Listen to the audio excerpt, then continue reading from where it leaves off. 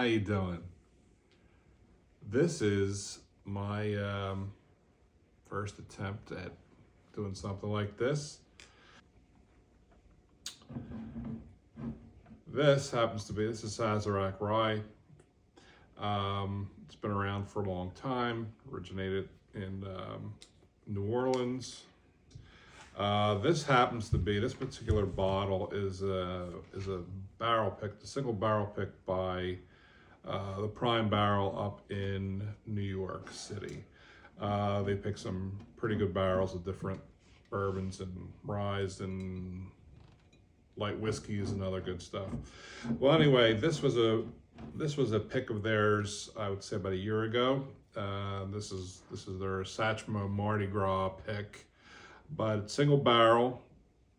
What a single barrel pick means is that they got to choose amongst several different barrels from the company, and they chose the one they liked the best. They got to barrel it under their name, a little tag you can't really see, and their little sticker on the back. Point of this being is that Sazerac Rye is a really good rye. It's 90 proof, very nice. It's used a lot as a mixer for old fashions and other stuff, but this stuff is great by itself. Again, it's 90 proof. It almost has a sweet taste to it. Rye, commonly by definition, has to be at least 51% of the liquid in the bottle. So this is at least 51%. Since we're doing this, I'm not quite sure what the mash bill of this is, so we know it's at least 51. And it may only be 51 because there's a sweetness to it, and that other 49% might be corn. Corn gives a sweetness to whiskey.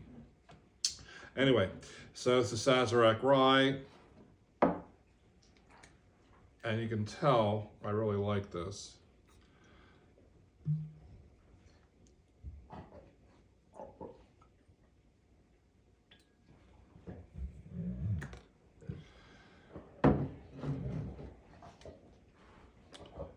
So it's got a nice color to it, nice light color.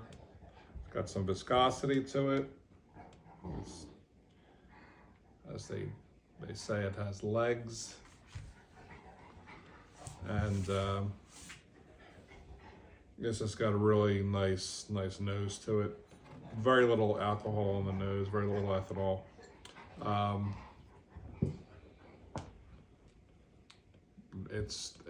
And compared to other this off-the-shelf Sazerac Ryes, Sazerac Rye is good, very, very good.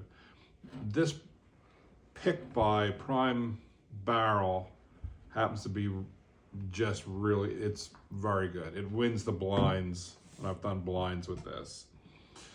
Though they don't have any more of this, I'm lucky enough to have this. This is very good.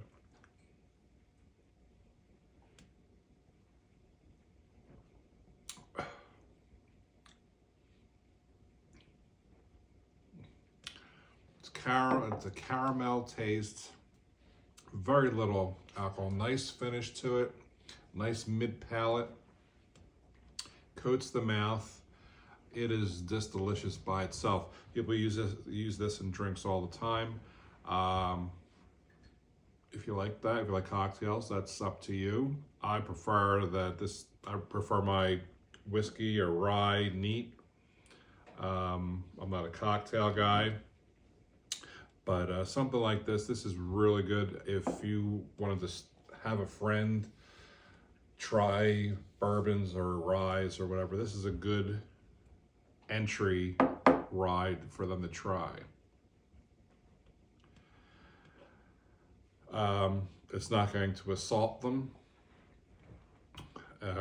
This will go down pretty easy. And if they're gonna like rye, we're talking about rye right now. They're going to talk about a rye they might like. This is what you start them with. You don't start them with a rye that's 115 or 120 or 125. You don't want to blow their tops of their heads off with it.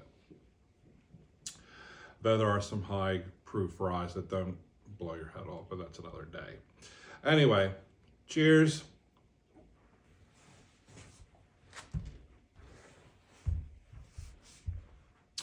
This is really, really good. In fact, I'd just sit here and drink this and just let the camera run. But anyway, price-wise, and the beautiful part about this is price-wise, you can find this on a shelf for $30.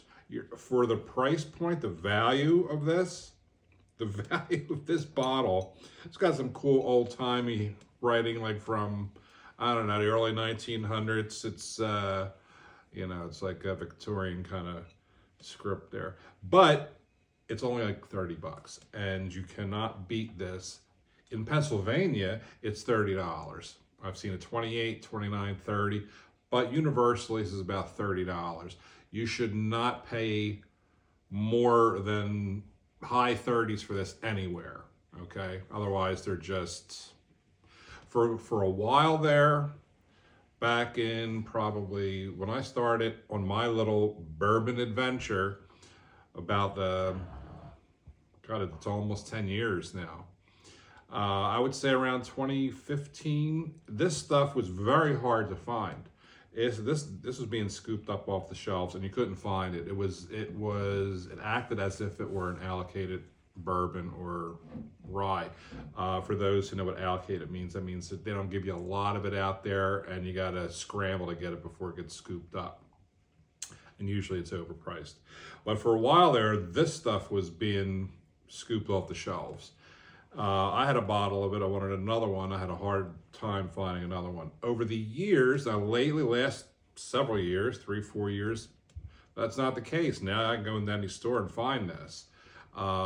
Quality hasn't changed. It wasn't any better when it was being scooped up off the shelves, but it's the hype surrounding it that I think anybody that happens to be watching this and has watched other bourbon YouTube channels, they'll all tell you that a lot of this stuff is hype.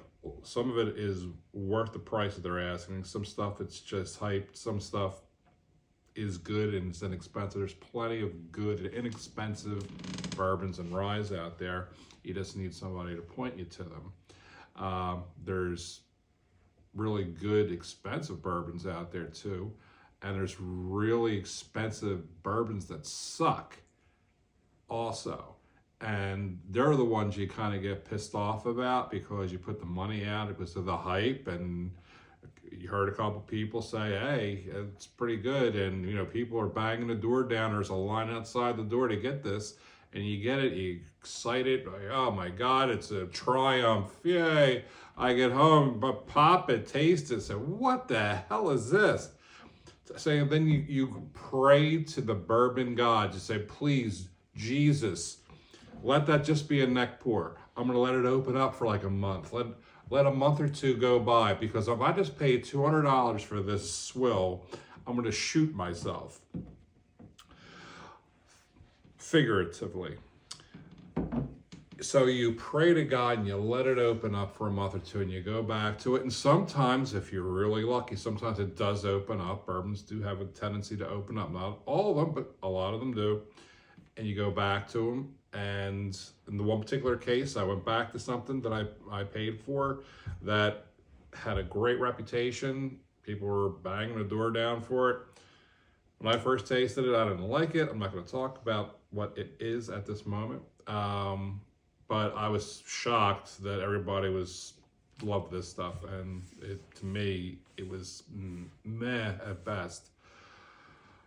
I had gotten a deal on it, so I didn't feel horrible. I was kind of disappointed because I wanted to really like this particular bourbon. It was a finished bourbon, all the good.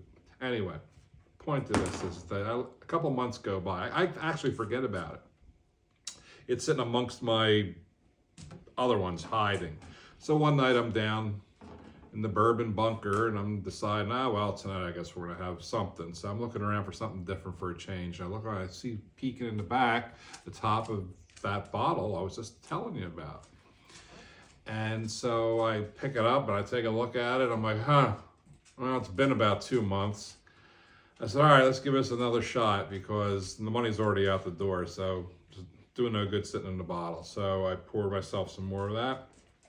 Gave it a whiff. I said, oh, that still smells better, but this might be, happy thinking. So anyway, I tried it, and I'll be damned, that stuff was good. That was the stuff everybody was talking about. I think the neighbors heard my wails of Yahoo-ness, because that stuff is great. That stuff's really good. And now I'm pissed that I didn't get a second bottle of it. At first, I didn't want the damn thing at all after I first tasted it. I was ready to try to trade it back in. Now I should have gotten a second bottle, which I can't for the price that I paid. That's another story. I lucked out, let's just say that. So now if I can find it, but I'm going to pay for it. And so point of this being is that they're good bourbons, they're bad bourbons. You cannot judge it solely by the price.